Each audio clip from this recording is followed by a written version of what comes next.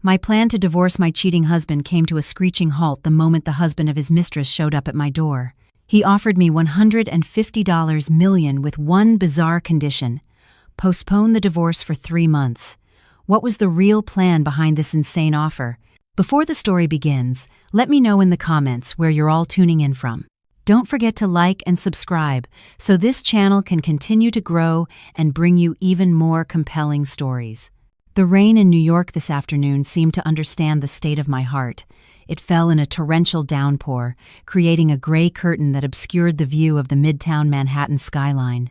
I stood motionless before the massive plate glass window of our 30th floor penthouse.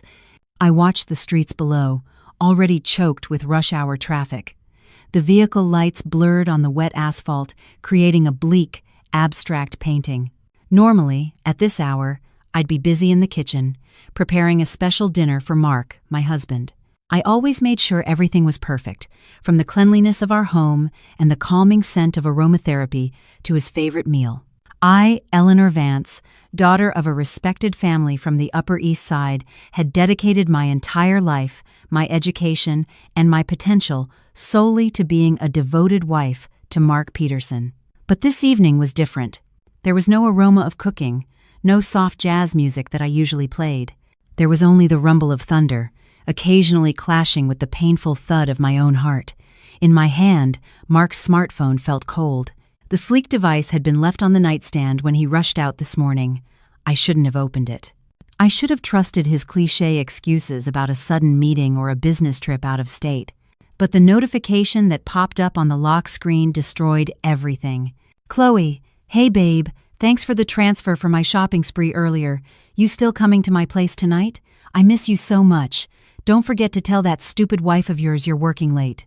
The message was short, but its destructive power was greater than an atomic bomb to my 5-year marriage. Stupid wife. Those words echoed in my head, spinning like a broken record. So this was how they saw me.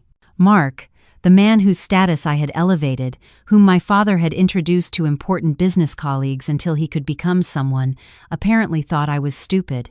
My hand trembled as I unlocked the phone screen. Coincidentally, I knew the password. Our anniversary. How ironic. Inside, I discovered another world Mark had hidden. Intimate photos of them in the Bahamas when Mark had claimed to be at a business conference. Vulgar texts that made my stomach churn. And the most painful part, proof of massive money transfers to this woman named Chloe.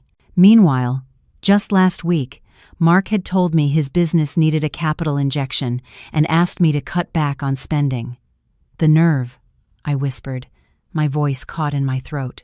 The tears I'd been holding back finally spilled, streaming down my cheeks. They felt hot, burning my skin. I threw the phone onto the expensive Italian leather sofa. I didn't need to see any more. The evidence was more than enough. My dignity as a woman, as a wife, and as a Vance had been trampled. I walked toward the master bedroom, my steps heavy. I pulled a large suitcase from the closet. Tonight, the moment Mark came home, I would throw the divorce papers in his face. I would leave.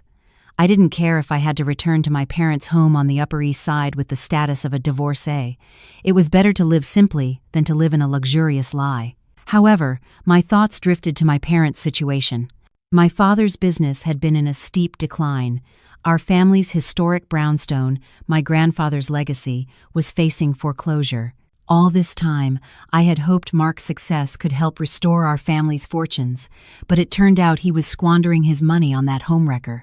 The sound of the apartment doorbell rang, shattering my thoughts. I flinched. Was Mark home early, realizing he'd forgotten his phone? Rage instantly flared in my chest. Good. The sooner he was back, the sooner I could throw him out of my life. With wide strides and ragged breaths, I walked to the front door. I didn't even bother to wipe the tear stains from my face. Let him see. Let him know how broken I was. I swung the door open forcefully. "You've got a lot of nerve showing your fa." My words died in my throat. The person standing at the door was not Mark. Before me stood a tall man, perhaps in his early 30s. He wore a suit that looked incredibly expensive, but it was now soaked through from the rain. Water dripped from the ends of his jet black hair onto the shoulders of his sharp suit.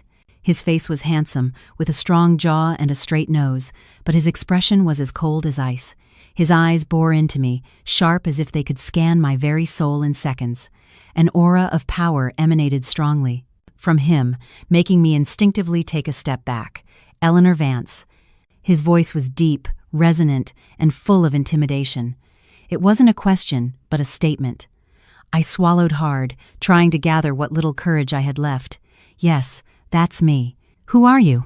If you're looking for my husband, he's not home. The man didn't answer immediately. He just stared at me. Then his gaze dropped to my still trembling hands, then shifted back to my swollen eyes. The corner of his lip lifted slightly, forming a thin, cynical smile. I know your husband isn't home. He's currently at the Hermes boutique on Madison Avenue, buying a handbag for my wife, he said flatly. My heart stopped for a beat. What? I'm Julian Croft, he said succinctly, as if the name alone explained everything. And it did. Who didn't know Julian Croft, the owner of Croft Enterprises, the young magnate whose face frequently graced the covers of business magazines as one of the wealthiest men in America? He was the definition of old money, born rich, powerful, and intensely private. But wait, what had he just said? Your wife. Chloe, I murmured, realizing the horrifying connection. Chloe is your wife. Julian nodded slowly. He didn't look angry, nor did he look sad. His face was as blank as a concrete wall. May I come in? We have business to discuss. And this isn't a conversation to be had in a doorway. I hesitated for a moment. Letting a strange man into the apartment when my husband wasn't home was improper. But considering what I had just learned about Mark, those social norms felt irrelevant. Besides, this man was a victim too, just like me. Please, I said finally, opening the door wider. Julian stepped inside, his scent washed over me as he passed a mixture of rain, expensive tobacco, and a masculine, woody cologne. He didn't seem impressed by our apartment's interior, which I had once considered quite luxurious. For someone like Julian Croft, this place was probably no better than a storage unit. He stood in the middle of the living room, declining when I offered him a seat. His eyes swept across the room, then landed squarely on Mark's phone lying on the sofa. You know everything, don't you? He said without looking at me. I just found out, I answered bitterly. His phone was left behind. Julian turned to face me. A flash of lightning outside illuminated half his face, making him look even more mysterious. What's your plan now? Cry, rage, file for divorce? That's none of your business, I retorted sharply. But yes, I'm divorcing him tonight. I refuse to live with a traitor. Don't! Julian cut in quickly. I furrowed my brow, confused. Excuse me? Who are you to tell me what to do? Julian stepped closer to me. The distance between us was now only a few feet. I could see the raindrops still clinging to his eyelashes. Don't divorce him tonight. Don't cause a scene. Don't let him know that you know, he said, his tone one of absolute command. You're insane, I laughed, a hollow sound. Your wife and my husband are having an affair, destroying our marriages, and you're asking me to stay silent? I am not some foolish woman who will tolerate being cheated on. I'm not asking you to accept the affair, Julian said calmly, a stark contrast to my emotional outburst. I'm offering you a deal. What kind of deal? True revenge, Julian replied, his eyes glinting dangerously. A divorce will only set them free. Mark will be free to be with Chloe, and you'll be left with the status of a divorcee and a broken heart. Is that fair? I fell silent. His words struck a nerve deep inside me. Come with me now, Julian commanded. We'll talk somewhere more suitable. This place has too many traces of that bastard. I can't just leave with a stranger. Eleanor, he cut in, saying my name with a strange familiarity. Your family on the Upper East Side needs money, don't they? Your father has a $2 million debt due next month. If it's not paid, that brownstone will be seized. My blood ran cold. How could he know? My family's financial troubles were a closely guarded secret. How do you know that? I know everything, he answered arrogantly. Come with me, and I'll give you a solution you never imagined. Or stay here, divorce your husband, and watch your family crumble, piece by piece. The choice felt impossible. But looking into Julian's eyes, which were filled with conviction, A glimmer of hope sparked amidst my despair. I glanced at the open suitcase in the bedroom, then back at Julian. "Fine," I said softly. "I'll go." Julian didn't smile. He just gave a curt nod and turned toward the door, as if he knew from the start that I wouldn't be able to refuse him. I grabbed my purse, locked the door to the apartment that now felt like a personal hell, and stepped out, following the stranger's upright back into the elevator, descending into an uncertainty greater than the storm raging outside. The drive from my apartment in Tribeca to the financial district was eerily silent. I sat in the passenger seat of Julian's luxurious black sedan. The car's interior smelled of expensive leather and was completely soundproof, muffling the cacophony of horns and the relentless drumming of New York's rain outside.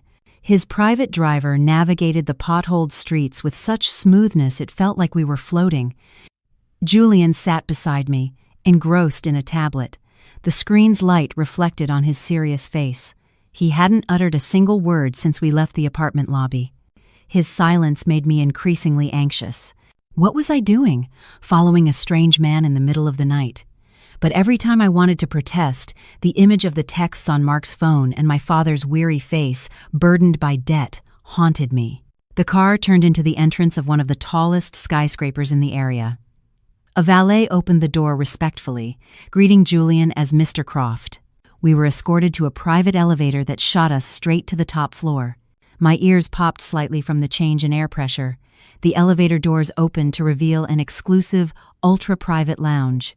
The room was dimly lit, illuminated only by the soft glow of crystal chandeliers and the city lights of New York filtering through the surrounding glass walls. The atmosphere here was a stark contrast to the chaos in my heart, calm, cold, and sophisticated.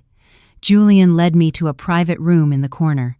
Its walls were made of thick glass, offering a panoramic view of the city's lights, which looked like rivers of gold flowing below. The rain streaking down the glass added a melancholic touch. "Sit," Julian gestured to a plush velvet sofa in a deep maroon color across from him. I sat down stiffly, clutching my handbag. A waiter appeared, brought 2 drinks, and then left silently, leaving us alone in the tense silence. The room's air conditioning felt piercingly cold.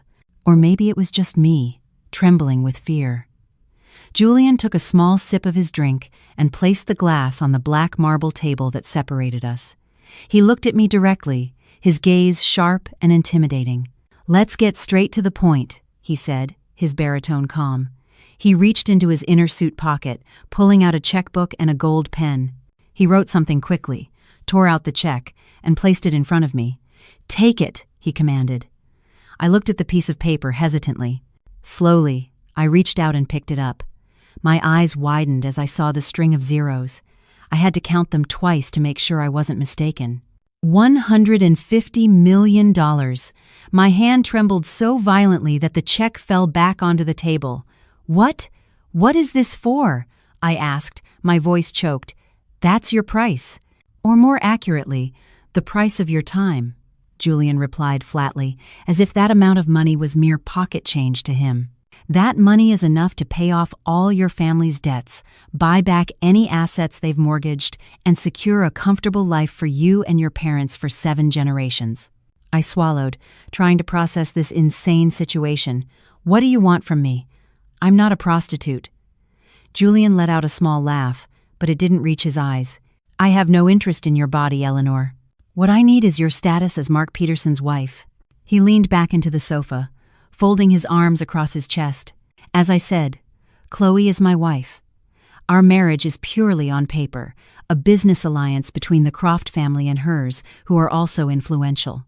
But she violated our agreement by having a public affair and embarrassing my name, and your husband, that ambitious but reckless fool, is her partner. Then why don't you just divorce Chloe? Why involve me?" I demanded. "Because in business, timing is everything. I am in the middle of a massive acquisition that involves Chloe's family. If I divorce her now, or if this cheating scandal explodes, my company's stock will become volatile and the acquisition could fail.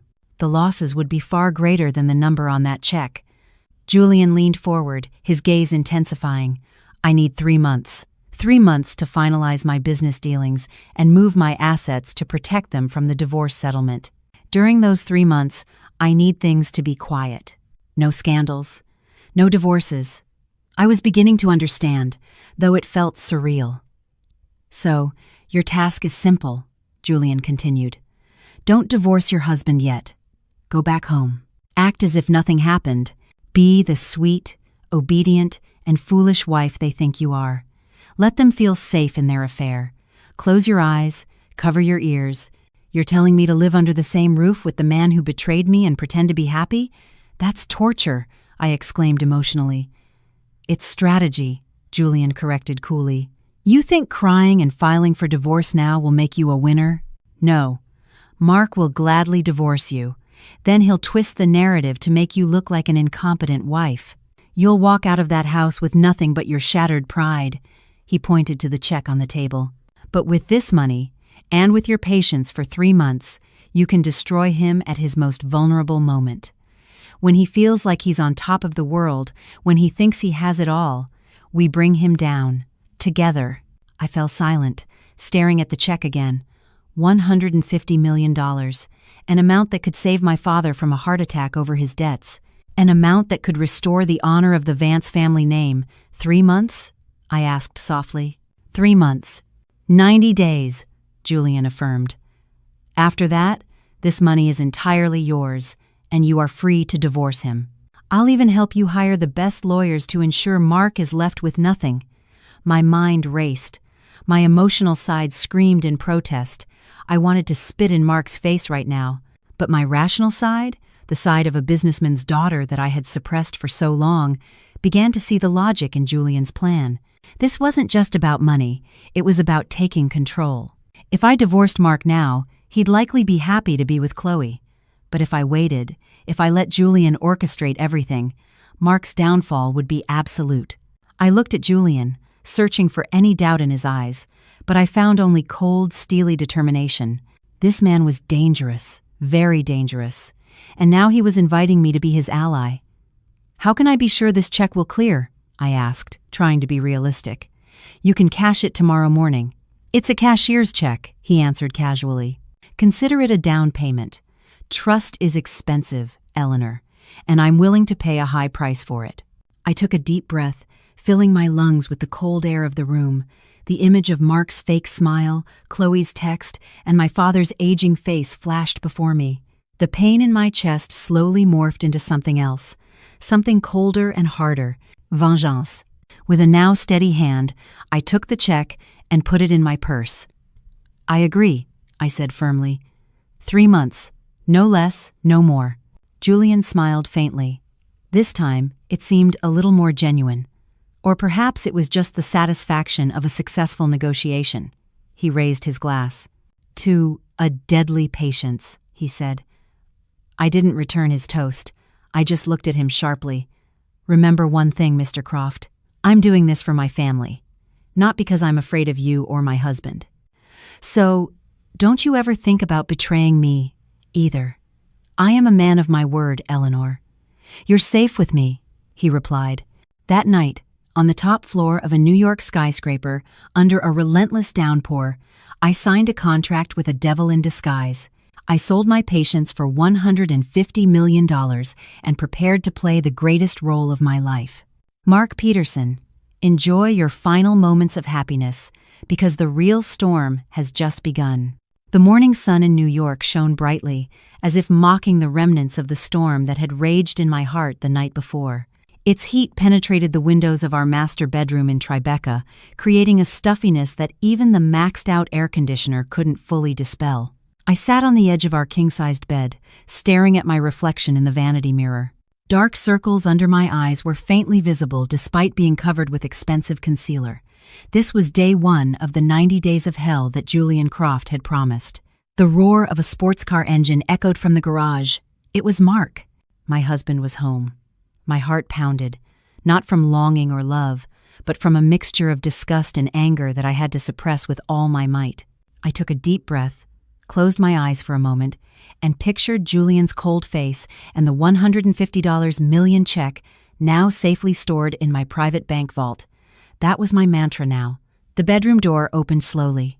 Mark walked in, his face haggard, wearing the same shirt from yesterday morning. The faint, cloying scent of an unfamiliar woman's cheap perfume wafted from him, mixed with the smell of sweat and last night's alcohol. "Honey, you're awake?" he asked, his tone artificially cheerful. He approached, intending to kiss my cheek. On reflex, I tilted my head slightly, pretending to adjust my earrings, so his lips only brushed my hair. "Hi, Mark. You're home late. I was worried last night. You didn't answer your phone." Mark laughed nervously. He took off his watch and placed it on the vanity with a stiff movement. "Yeah, sorry about that, babe. The storm was crazy last night, right? My phone died and I left my charger at the office. With the gridlock traffic and flooding everywhere, I had to stay at Dave's apartment. It was too dangerous to try and force my way home." Lies. Dave was on a cruise in the Caribbean with his wife. I'd seen his wife's Instagram posts 2 days ago. But I just smiled. The fakest smile I had ever produced in my life. "Oh, I see. I'm just glad you're safe. I was just worried something had happened to you," I said softly. I felt like I was going to vomit uttering those words of concern to the man who had just spent the night in another woman's arms. "You really are the best wife," Mark said, visibly relieved that I didn't press him further. He started unbuttoning his shirt. "I'm going to take a shower. I feel so grimy. I have another meeting with investors this afternoon, so I'll probably be home late again." "Okay, Mark. Don't work too hard," I replied. As soon as the bathroom door closed and the sound of running water began, my smile vanished. My body trembled with suppressed nausea. I glanced at his dirty shirt lying on the floor. There was a faint pink lipstick stain on the collar, the same shade Chloe often wore in her Instagram photos. I immediately grabbed my secret phone, a new one Julian had given me last night, along with a prepaid SIM card not registered in my name. I typed a short message. "Target just got home. Alibi is staying at a friend's place due to the storm. We'll be going out again this afternoon." A reply from Julian came in seconds. Short, concise, emotionless. "Let him. Don't ask too many questions. Focus on clearing the funds today. Pay off your family's debts in cash, discreetly. Leave no digital trail Mark can trace." I deleted the message immediately. That afternoon, after making sure Mark had left not for an investor meeting, of course, but likely to return to his mistress, I had my driver take me to a central bank branch. The process of cashing the check went smoothly, thanks to a powerful letter of introduction prepared by Julian. The bank staff treated me like royalty. When my new account balance showed that fantastical number, I felt breathless. This was real. I had truly sold my marriage. From the bank, I went straight to my parents' home on the Upper East Side. The old colonial-style brownstone looked gloomy. The wall paint was peeling in some places, and the small front garden was no longer as well kept as it used to be. In the living room, I found my mother sitting lost in thought, holding her rosary beads.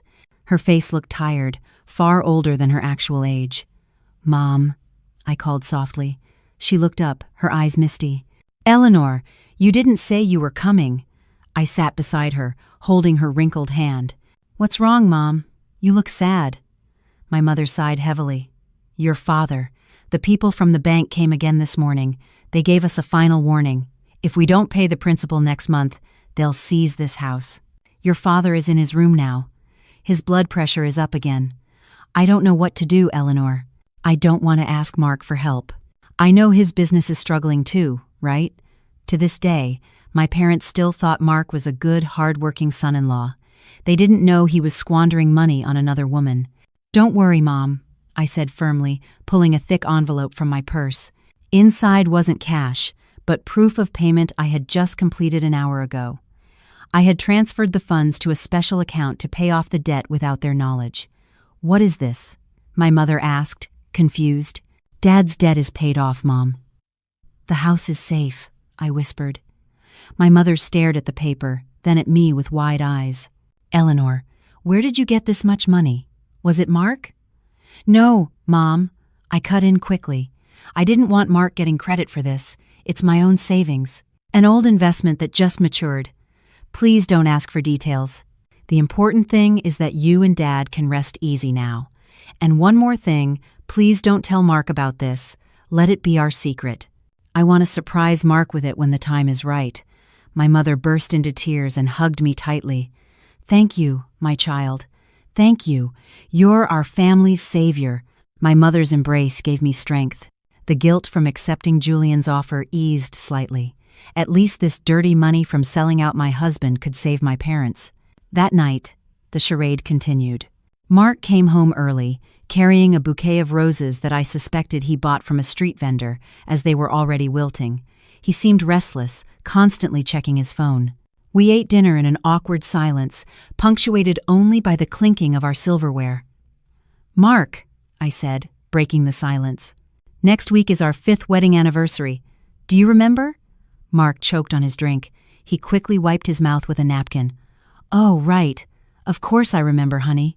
5 years? Wow, time flies." I was thinking, what if we have a small celebration? Just invite a few close friends, I probed, wanting to see his reaction. Mark's face turned pale. Let's not do that just yet. Business is really hectic right now, honey. I'd feel bad partying when I have so much work. Let's just have a quiet dinner, the two of us. Romantic, right? I knew the real reason. He was afraid Chloe would be angry if she saw posts about our party. Or maybe he already had plans with Chloe for that day. "Oh, okay. If that's what you want, I'll go along with it," I replied with a painfully obedient smile.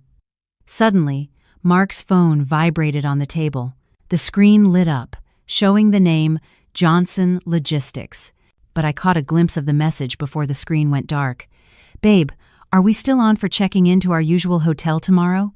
I already told my husband I'm going to Boston." My blood boiled. Johnson Logistics. How creative. Mark quickly snatched his phone. Another issue with the warehouse. "Honey, I need to take this in my study." He left without waiting for my response. I sat alone at the large, cold dining table, staring at the untouched food. My eyes fixed on my husband's retreating back. "Enjoy your lies while you can, Mark, because with every passing second, I'm sharpening the knife Julian gave me to cut your happiness to shreds." 1 month had passed. My life was split into 2 starkly contrasting worlds. By day, I was Eleanor, the dutiful wife who spent her time at home or shopping for groceries. But in between, I entered the world of Julian Croft. Today, Julian had arranged our meeting at a contemporary art gallery in Chelsea. The gallery was owned by one of his cousins and had been closed to the public for the day under the guise of a private curation. It was the perfect venue, quiet, artistic, and far from the prying eyes of Mark or Chloe, who preferred to spend their time at malls or nightclubs. I arrived wearing a simple navy sheath dress and large sunglasses. Julian was already waiting in front of a giant abstract painting dominated by blood-red colors. He stood tall with both hands in the pockets of his gray slacks, looking like a work of art himself, beautiful but untouchable. "You're 5 minutes late," he greeted without turning, as he heard the click of my heels. "The traffic on the FDR was insane," I said defensively, standing beside him. There was a protest. "A queen should be able to predict the chaos in her kingdom," he quipped, though his tone wasn't as sharp as our first meeting. He turned to me, his eyes scanning my appearance from head to toe. "You look more alive. Seems $150 million is an effective cure for a dull complexion." "Don't mock me, Julian. What's the agenda today?" I asked impatiently. Julian walked over to a long bench in the middle of the gallery. A tablet and several stacks of documents were laid out on it. "Business 101, he said, sitting down and crossing his legs. "Know your enemy better than he knows himself." He handed me the tablet. The screen displayed the financial data of Mark's company, Peterson Industries. Charts dominated by sharp red downward trends filled the screen. "Your husband isn't just a cheater, Eleanor. He's also a terrible businessman," Julian stated coldly. "Look at this. He forged financial reports to secure bank loans to fund his and Chloe's lifestyle. He's using company assets as personal collateral. Legally, this is embezzlement." My eyes widened as I read the figures. He used the office building and your Tribeca apartment as collateral," Julian added casually. I gasped. "That apartment is in my name. It was an inheritance from my grandmother. He forged your signature 3 months ago. The notary was bribed. Chloe found the notary for him, Julian revealed. That fact hit me like a sledgehammer. Mark was a true bastard. He hadn't just betrayed me emotionally, he was actively planning to rob me blind. My hands clenched into fists so tight my knuckles turned white. I'm going to have him arrested. Patience. Julian gently took my hand. The cool touch of his skin surprisingly calmed my explosive anger. If you go to the police now, the process will be long, and Mark could find a way out. We'll use a more elegant method, which is acquisition, Julian replied, his eyes turning predatory. I've been quietly buying up Mark's bank debts through a shell company. In 2 more months, I will be his single largest creditor. When that happens, I'll have the full right to seize all his assets, including the company he's so proud of. And you, Julian looked at me intently, will be the one to press the execution button. A sense of admiration crept into my heart as I witnessed the workings of Julian's mind. He didn't play with emotions. He played the system. He destroyed his opponents without getting his own hands dirty. A stark contrast to the impulsive and emotional Mark. Julian was the calm water that could sweep everything away. I have to go to Napa Valley next week, Julian said suddenly, changing the subject. There's a private resort there I'm considering buying. I need a second opinion on the interior design from a woman's perspective. What does that have to do with me? You're coming with me, he commanded. Consider it a field trip. I'll teach you how to manage real estate assets, so when you reclaim your family's properties, you won't be as foolish as your husband. I can't just go to Napa. Mark will be suspicious, I protested. Next week, Mark will be busy with Chloe, who claims to have a brand endorsement photo shoot in Miami. He'll tell you he has an urgent business trip to Chicago. So you'll have free time, Julian cut in. He really did know everything. Just tell him you're going to a friend's villa in the Hamptons to clear your head or something. He won't care, Eleanor. He'll be glad you're not home, so he can video call Chloe without fear of being caught. Julian's words were harsh, but true. Finally, I nodded. A week later, I landed in Napa. Not as a tourist, but as the secret apprentice of the country's most influential tycoon.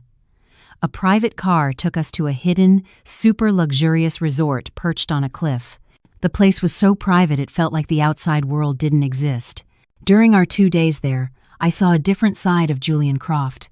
He didn't treat me like a subordinate, but not exactly like a friend either. Our relationship was unique. He taught me how to read property contracts, spot investment potential, and negotiate with local contractors. He was demanding, a perfectionist, and sometimes sharp if I was slow to understand.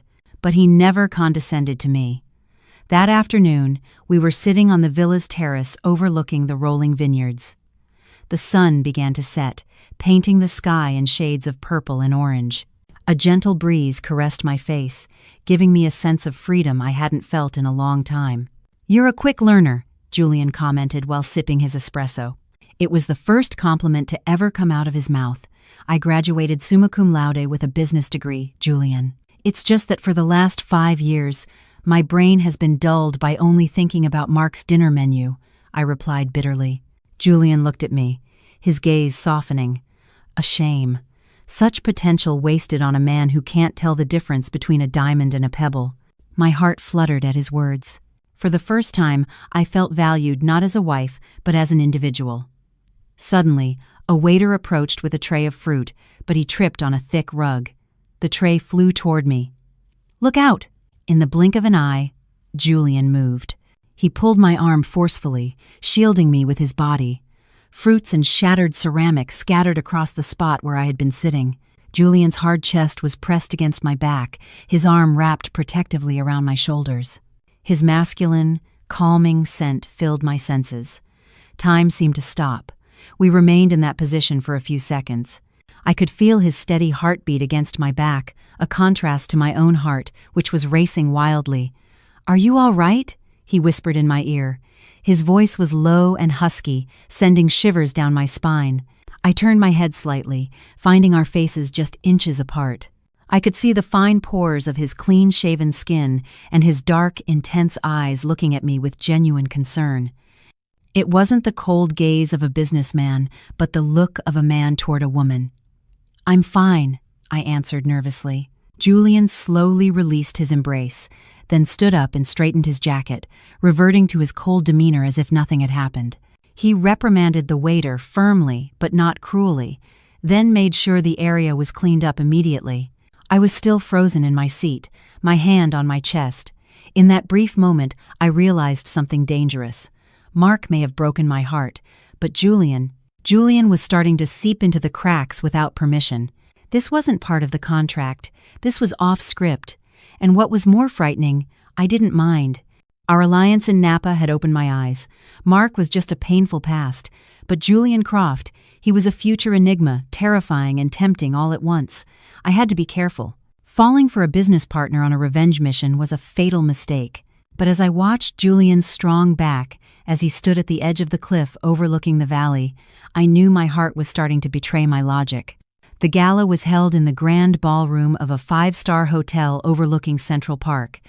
A gigantic crystal chandelier hung majestically from the ceiling, casting a golden glow across the room, filled with the city's elite. Women in couture gowns worth as much as family cars laughed delicately while showing off their diamond jewelry, while men in slick suits discussed stocks and politics, holding champagne flutes. The air was a pungent mix of expensive perfumes, fresh lilies, and the thick stench of hypocrisy. I stood beside Mark, my hand linked through his arm. We were the golden couple of the night. Mark Peterson, the rising young entrepreneur at least, that's what people knew, and Eleanor Vance, the faithful wife from a prominent family who always supported him. No one knew that behind my sweet smile, I was counting down the days to his destruction. "You look stunning tonight, honey," Mark whispered in my ear, but his eyes were scanning the room. I knew who he was looking for. "Thank you, Mark," I replied flatly. It was now the 2nd month of my agreement with Julian. Following his instructions, I had changed my tactics. I was no longer the nagging wife demanding attention. I became cold, calm, and unreachable. I stopped asking what time he came home. I stopped checking his phone in front of him. I stopped getting angry when he canceled our dinner plans. At first, this change made Mark happy. He felt free. He thought I had given up, or had become the docile wife who knew her place. But lately, my tranquility had started to bother him. A man like Mark needs validation. When I was angry or jealous, it fed his ego that he was desired. But when I didn't care, it drove him mad. "Hey, that's Mr. Garrison." Mark suddenly pulled me toward a group of older men smoking cigars. "Let's say hello." "He's a potential investor." I followed, smiling politely, nodding at the right moments, and making the kind of high society small talk my mother had taught me since I was a child. However, out of the corner of my eye, I caught another figure entering the ballroom. Chloe. My heart pounded, not from fear, but from rage. The woman wore a blazing red dress that was so tight it audaciously showcased every curve of her body. She arrived on the arm of an old film producer, a new sugar daddy perhaps, while Julian was unreachable and Mark was with me. Mark saw her too. His body tensed beside me, his grip on my arm tightened. "What is she doing here?" Mark muttered quietly, more to himself. "Who, Mark?" I asked, feigning ignorance, following his gaze. "Oh, is that Chloe, the influencer you've told me so much about?" "Wow. She's much more vulgar in person than in her photos." Mark choked on his own cigar smoke. He looked at me with a strange expression. You know who she is?" "Of course. Who doesn't? She's always going viral," I answered casually, sipping my orange juice. "Why are you sweating so much?" Mark wiped his forehead with a handkerchief. "No reason. It's just a bit warm in here." As the night wore on, the real drama began. I saw Chloe stealing glances at us repeatedly, her eyes burning with jealousy. She was furious to see Mark with me in public. When I excused myself to the restroom, I deliberately took my time, reapplying my lipstick in the mirror. When I came out, I saw Mark and Chloe arguing heatedly in a quiet corner of the corridor near an emergency exit. I hid behind a large pillar, eavesdropping. "You promised you'd divorce her last month, Mark," Chloe hissed, her voice strained but full of emotion. "I'm tired of hiding. Julian is acting weirder and weirder. He's blocked all my credit cards. I need some certainty. Just be patient, Chloe." "You think it's easy?" Mark sounded frustrated. Eleanor, she's been strange lately. She's too calm. I'm afraid she's planning something. If I ask for a divorce now, she might demand half of everything, and my company could collapse." "Excuses," Chloe snapped. "Just admit you're still in love with her. If you haven't filed for divorce by next week, I'll leak our video to the gossip sites. Let's see everything burn." Chloe stomped off, leaving a stressed-out Mark running his hands through his hair. I smirked in the darkness. "Good, Chloe. Keep pressuring him. Make him panic even more." When Mark returned to the ballroom, his face was ashen. He immediately came over and grabbed my arm roughly. "We're leaving now." "But the party's not over, Mark. Mr. Garrison wanted to talk more," I protested softly. "To hell with Mr. Garrison. We're leaving," he snapped, loud enough for a few people to turn and look. The silence in the car was suffocating. Mark drove recklessly, occasionally slamming his fist on the steering wheel. "What's wrong with you, Mark?" I asked, my tone bored, not worried. Mark slammed on the brakes, screeching to a halt on a deserted side street. He turned to me, his eyes red and furious. "What's wrong with you, Eleanor? Why are you so quiet? Huh? You used to be suspicious every time I came home late. You always asked who I was with. Now, you don't care. You're like a statue. Are you having an affair? Answer me!" he yelled, unleashing his frustration on me. The accusation was so absurd, I wanted to laugh. How funny. The thief shouting "thief." I looked him straight in the eye, channeling the cold aura I had learned from Julian. "Mark," my voice was low and steady, without a hint of tremor. "Isn't this what you wanted? A wife who doesn't ask questions, a wife who gives you freedom. Now that I've given it to you, you're still angry. What is it that you really want?" Mark was silent. He seemed confused by my non-hysterical reaction. He had expected me to cry or defend myself, but instead, I had cornered him with cold logic. "I just feel like we're growing apart," he mumbled, his voice weakening. "That's just you being tired from work," I said, patting his hand briefly, like a boss calming an employee, not a wife to her husband. "Come on, let's go." "I'm tired." Mark started the car again, but I knew his mind was in turmoil. The pressure from Chloe and my cold demeanor were making him paranoid. He felt like he was losing control of everything, and sure enough, the next day, Julian's mole in Mark's office reported something fatal. Panicked by Chloe's deadline and afraid I would sue for assets in a divorce, Mark made a huge blunder. He transferred $50 million of the company's operational funds to a private offshore account he thought was safe and untraceable, intending to hide the asset from me before the divorce. He didn't know that the safe bank in the Cayman Islands was managed by a firm whose majority shares had just been acquired by Croft Enterprises. That afternoon, I met Julian at his secret apartment. Julian laughed a rare, crisp, and slightly wicked laugh as he read the report. "He just dug his own grave," Julian said, pouring wine into 2 glasses. "Moving company assets to a personal account without a board meeting is a federal crime. And because he did it in a panic, his digital footprint is a complete mess." Julian handed me a glass of wine, his eyes sparkling with victory. "Congratulations, Eleanor.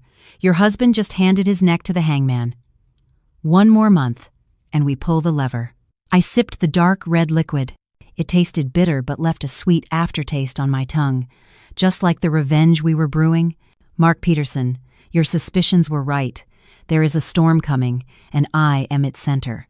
The sky over New York seemed to be in mourning, or perhaps in a rage.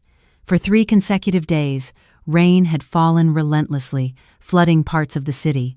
Major roads turned into murky rivers, traffic snarled everywhere, and the chorus of honking horns became the city's symphony of stress. The chaotic scene outside was a perfect reflection of what was happening inside my marriage.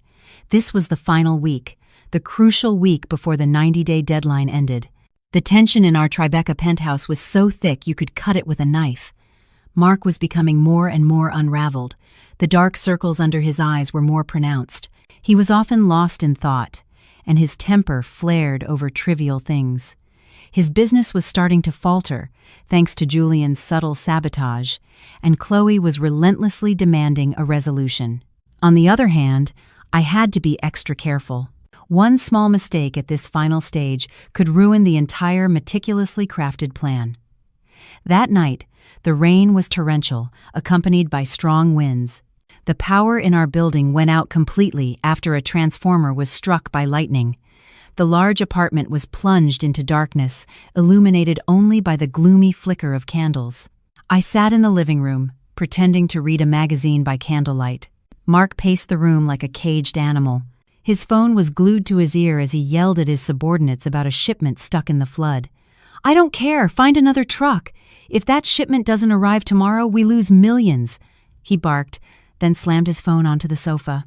He turned to me, breathing heavily. "Can you stop reading that trashy magazine? Your husband is losing his mind, and you're just relaxing." "And what am I supposed to do, Mark? Yell along with you?" I replied calmly, not looking up from the page. "Ugh!"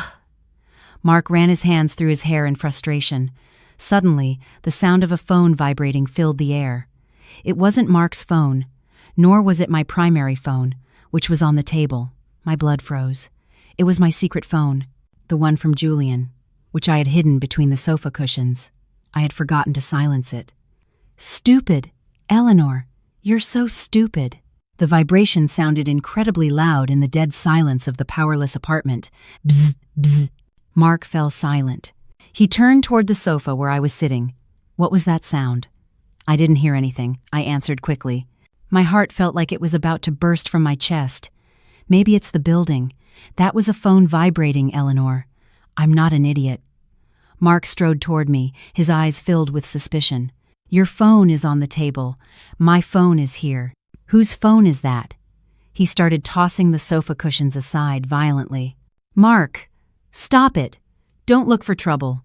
I tried to stop him, but Mark shoved my hand away. "Get out of my way."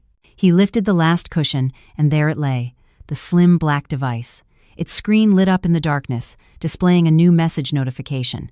"Julian, final briefing, tomorrow at 10 a.m. Don't be late." The name was displayed clearly. Julian. My world felt like it was collapsing around me. Mark snatched the phone, his hands shaking. His expression shifted from confusion to a terrifying fury. "Julian? Who the hell is Julian?" he screamed in my face. "So this is why you've been so quiet? You're cheating on me? You have a lover?" He grabbed my shoulders, shaking me violently. "Answer me. Who is this bastard? You've been playing me all this time, haven't you?" Fear seized me. A cornered Mark was capable of anything, but at the same time, my disgust peaked. He was accusing me of cheating when he was the ultimate traitor. "Let go of me, Mark. You're hurting me," I yelled, trying to break free. "I'm not letting you go until you confess. Unlock it. I want to see what's inside." He shoved the phone in my face, trying to force me to unlock it. Suddenly, the front door was kicked open with a tremendous crash. Crack! The sound of splintering wood thundered through the room, louder than the lightning outside. We both flinched and turned. Standing in the doorway was a tall, imposing figure, soaking wet, flanked by two burly bodyguards. A flash of lightning from outside silhouetted him, making him look like the angel of death. It was Julian. How could he be here? Had he bugged me and known I was in danger? "Take your hands off her, Peterson." Julian's voice was low but boomed through the room, filled with a deadly authority. Mark gawked, his grip on my shoulders loosening. He looked at Julian, then at me, then back at Julian. You're Julian Croft, from Croft Enterprises." Mark clearly recognized the face of the tycoon he often admired in magazines. The confusion on his face deepened. "What's your business in my home? Why are you sending messages to my wife?" Julian strode in casually, as if he owned the place. His two bodyguards swiftly and efficiently separated Mark from me. Mark was pushed down onto the opposite sofa while Julian stood before me, his sharp eyes scrutinizing me. "You were careless, Eleanor," he whispered, low enough for only me to hear. "Good thing I was tracking your GPS and saw your heart rate spike on the smartwatch I gave you. I knew something was wrong." He then turned to face the still shocked Mark. "Your wife isn't cheating on you, Mark.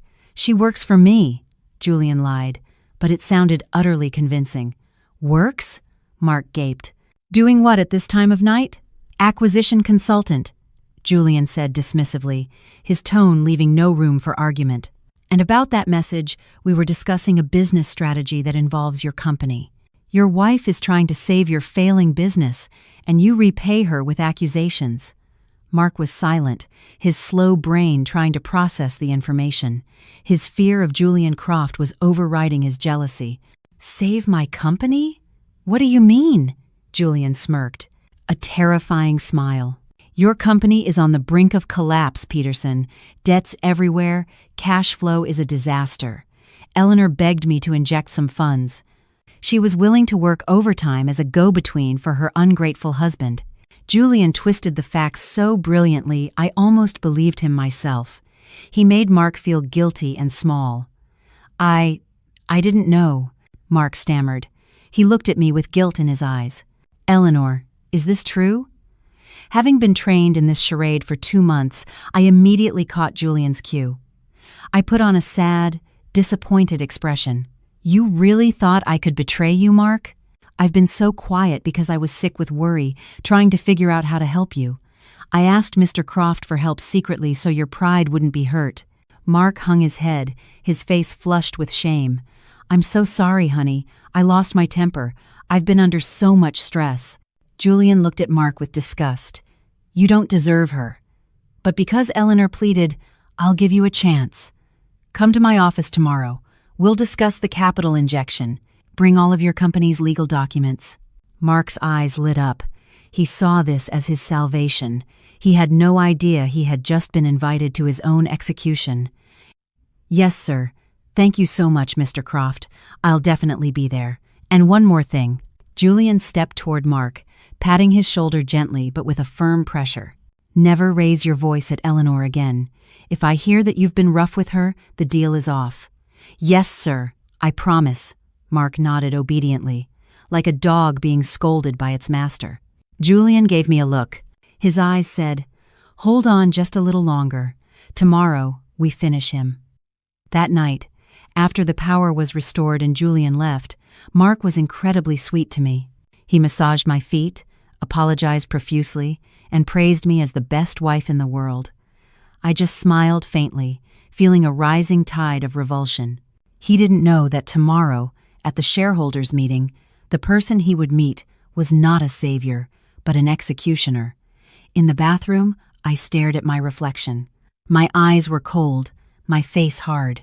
The old Eleanor, the gentle, naive one, was dead. All that was left was a woman ready to watch her husband's world burn to ashes.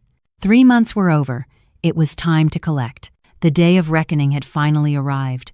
The sky over New York, which had been gray for days, was now clear and bright, as if the universe itself approved of what was about to happen. I stood before a large mirror in the hotel suite where the annual shareholders' meeting for Peterson Industries was to be held. Mark had insisted we stay at the hotel the night before so he could be fully prepared. I knew he was just trying to avoid any chance of being late due to his overwhelming nervousness. I wore a black, knee-length sheath dress that hugged my body perfectly. Its cut was simple yet elegant, a design from a local couturier whose price could feed a family for a month. Around my neck was a diamond necklace, not a gift from Mark, but one from Julian, delivered this morning with a small card that read, "To celebrate your freedom." Mark entered the room in his finest suit. His face was tense, but there was a glint of arrogance in his eyes. He felt he was on top of the world. He believed that today, Julian Croft would arrive as a savior, injecting fresh capital, saving his company from bankruptcy, and making him look brilliant in front of the shareholders who had begun to doubt his leadership. "Are you ready, honey?" he asked, adjusting his tie in the mirror next to me. He smiled, a smile I was about to wipe off his face forever. Today is a big day. After Julian signs the investment contract, our stock will skyrocket. Everyone who ever underestimated me will eat their words. I'm ready, Mark. Perfectly ready, I answered calmly, applying a final coat of dark red lipstick. The color of courage, the color of blood. We walked toward the grand ballroom. The plush hotel corridor carpet muffled our footsteps. Mark held my hand tightly, as if I were his trophy. He didn't know that this trophy was actually a ticking time bomb. Inside the ballroom, the atmosphere was already tense. Dozens of shareholders, board members, and a few business associates were seated at neatly arranged round tables. The air conditioning was on full blast, but I could smell the cold sweat and anxiety in the air. Rumors of the company's dire financial state had spread, and today they demanded answers. Mark took the podium with a forced confidence. The spotlight was on him. He began his speech, presenting growth charts that I knew were mostly manipulated data. "Ladies and gentlemen," Mark's voice echoed through the speakers, "I know there have been rumors, but I assure you, Peterson Industries is entering a new golden era. Today, I will announce a strategic partnership with a major investor who will take us to the international stage." Murmurs spread through the audience. Some were skeptical, others hopeful. "Who is the investor, Mr. Peterson? Don't just give us empty promises," shouted a vocal minority shareholder. Mark smiled broadly. "Patience. He is on his way. He is a man you all hold in the highest regard." Just as Mark finished his sentence, the grand double doors of the ballroom swung open slowly. Every head turned. The room fell silent. Julian Croft strode in. The man's presence was overwhelming. He didn't walk. He commanded the space. Following him were 6 lawyers and assistants carrying thick stacks of documents.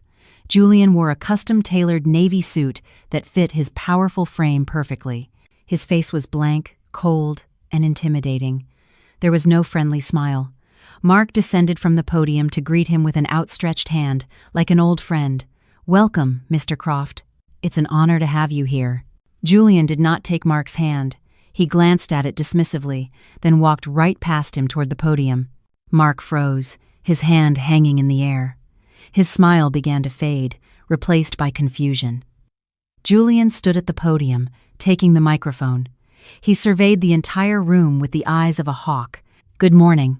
His deep, authoritative voice mesmerized the room into silence. "I am Julian Croft, and I am not here as a strategic partner or an investor." My heart pounded. This was it. I sat up straight in my front row seat, holding my breath. "As of 8 a.m. this morning," Julian continued, signaling an assistant to distribute documents to the board members, "Croft Enterprises has officially acquired 85% of Peterson Industries' outstanding debt from its 3 primary lenders. As per the credit agreement clauses signed by Mr. Mark Peterson, the payment defaults over the last 6 months grant the primary creditor the right to convert that debt into equity." An uproar began. Mark's face turned ghost white. "Wait, Mr. Croft, what is this? We had an agreement about a capital injection." Julian ignored him. "Therefore, as of this moment, I am the absolute majority shareholder of this company, and my first decision as the new owner is to completely overhaul the board of directors. This can't be happening." "You set me up!" Mark screamed in panic. He tried to get to the podium, but Julian's 2 bodyguards easily restrained him. "Set you up?" Julian looked at Mark with contempt. "You set yourself up with your own incompetence, Peterson. You falsified financial reports, embezzled operational funds for personal use, and mortgaged assets that weren't yours to begin with." Julian pressed a button on a remote. The large screen behind the podium, which had been displaying Mark's doctored business charts, went black for a second, then displayed a video. It wasn't a business presentation. It was CCTV footage from a luxury hotel room and recordings from a hidden camera inside Mark's car. The image was crystal clear. On the giant screen, Mark and Chloe were shown in various intimate embraces. Their laughter, their conversations about divorcing me, and their insults toward me and Julian were broadcast clearly for everyone to hear. "Eleanor is so stupid. She'll never realize I'm using her money to buy you an apartment, babe," Mark's voice echoed clearly from the video. "So, what about Julian? When are you going to deal with that stiff of a husband?" Chloe's voice chimed in. "Don't worry, Julian is too busy with work. He'll never care. Once my company is big enough, I'll kick Eleanor to the curb, and then we'll get married." The audience gasped. A wave of shock, disgust, and mocking laughter filled the room. The flashes of cameras from reporters invited by whom, I didn't know, began to mercilessly capture Mark's face, now as pale as a corpse. Mark stared at the screen, his eyes bulging. He turned to me. "Eleanor, this is fake. Eleanor, don't believe it." I stood up slowly. All eyes were now on me. I didn't cry. There were no more tears for this man. I walked toward Mark, who stood trembling near the director's table. My steps were steady, the sound of my heels clicking on the marble floor like a death knell for our marriage. "Fake?" I asked, my voice calm but sharp, amplified by the still active microphone at the podium. "I'm the one who planted those cameras, Mark." Mark's eyes widened as if they would pop out of his head. "What?" I opened my purse and took out a thick manila envelope, the envelope I had been preparing for 3 months. 3 months ago, I was going to divorce you the moment I found out about your affair. But I waited, I said loudly, making sure everyone could hear. I waited not because I still loved you, but because I wanted to see just how far you would go to destroy yourself. I threw the envelope at his chest. The papers inside scattered to the floor. "Those are the divorce papers. Sign them," I commanded. "Also in there is the evidence of your embezzlement transfers. Mr. Croft's lawyers already submitted copies to the SEC this morning. So, after this, you won't be going home to our penthouse. You'll be going to a jail cell." Mark collapsed to his knees, his legs giving out from under him. He tried to grab my hand. "Eleanor, please, I'm your husband. Think of my mother. Don't you dare speak her name," I snapped, my composure finally cracking for a moment. "You're the one who almost made my parents lose their home. You're the one who mortgaged my family's legacy for that whore." I took a breath, regaining control. I looked down at him, at the man I once loved, who now looked so pathetic and small. "We're done, Mark. You've lost your wife, your company, and your dignity in a single day. Enjoy it." I turned to look at Julian, who was still standing at the podium. He looked at me, not with an exaggerated smile of victory, but with a small, respectful nod. A nod that said, "You did it." Without waiting any longer, I walked out of the ballroom. Behind me, I heard chaos erupt. Mark's desperate screams, the angry shouts of the shareholders, and the faint, approaching wail of police sirens. I walked out of the hotel lobby and into the hot New York air, which felt incredibly fresh in my lungs. A weight of 1,000,000,000,000 tons had just been lifted from my shoulders. I was free. Truly, finally free. 1 month later, the morning in New York felt different, perhaps because last night's rain had washed the city's dust away, or perhaps because my heart had finally found its own peace. I sat at a corner table in a small, vintage-style cafe in the West Village, not far from my parents' home. The aroma of freshly ground coffee and toasted bread filled the air, creating a cozy, homey atmosphere. In my hands was the morning paper. The headline on the business page was still about the massive Peterson Industries scandal. Mark's face was plastered there, wearing an orange prison jumpsuit. His legal process moved swiftly, thanks to the comprehensive evidence compiled by Julian's team. Mark was charged with multiple felonies: corporate embezzlement, fraud, and document forgery. Chloe's fate was no less tragic. Without financial support from Mark, and with her status as Julian's wife revoked, Julian had divorced her and sued for damages for violating their prenuptial agreement. Chloe was completely broke. Her social media accounts, once adored, were now flooded with hate from netizens. The last I heard, she was being hounded by debt collectors for a hedonistic lifestyle she could no longer afford. I closed the newspaper and set it on the table. I felt no pity, but also no more burning hatred. All that remained was an immense sense of relief. It was all over. My father's debt was paid, the deed to the brownstone was safe in the family vault, and my parents' health was gradually improving as their worries disappeared. "May I sit here?" A familiar baritone voice made me look up. Julian Croft was standing there. This time, he wasn't wearing a stiff, formal suit.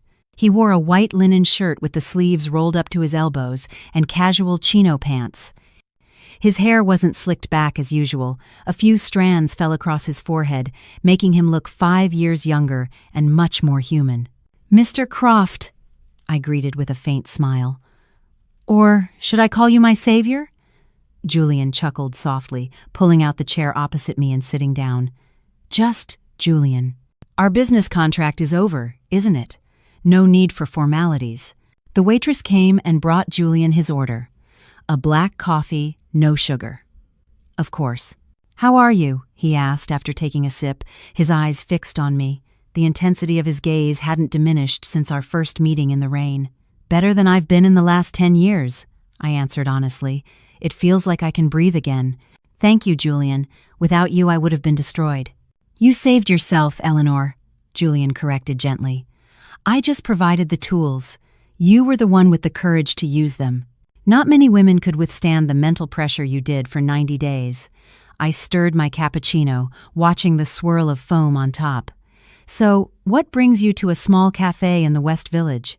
A man like Julian Croft surely doesn't have the spare time for a casual coffee." Julian leaned back in his chair, gazing out at the tree-lined street. "Actually, I'm looking for a new partner." "Another business partner?" My eyebrows rose. "I'm sorry, I've retired from the world of corporate intrigue. Not for business." Julian looked back at me. This time, his gaze was different, warmer, deeper. "I'm looking for a life partner." My heart skipped a beat. "You know," Julian continued, his voice lowering slightly, "at first, my approach to you was purely a business calculation.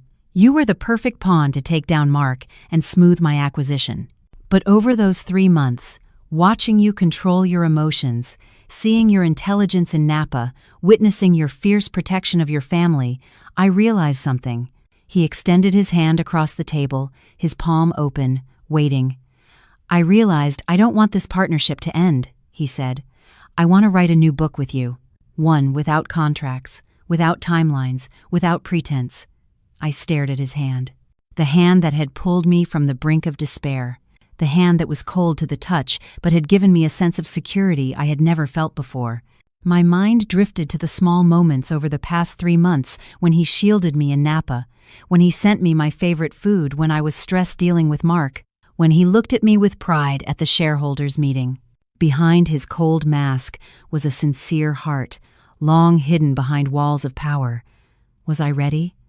The trauma of my marriage to Mark was still fresh, but looking at Julian, I didn't see Mark. I saw a man who respected me as an equal, who saw my potential, and who waited patiently for my storm to pass. "That's an interesting offer," I said slowly, trying to hide the smile that was beginning to form on my lips. "But I have a condition.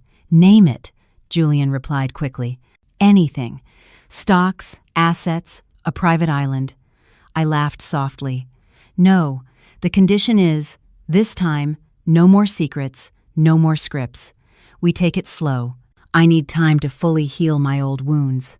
Julian smiled, a genuine smile that reached his eyes, making his face incredibly handsome in the morning light. "I have all the time in the world, Eleanor. I'm a patient businessman. Remember, I waited 3 months just to take down an enemy. I can wait much longer to win the heart of the woman I love." The word love hung in the air, sweet and promising.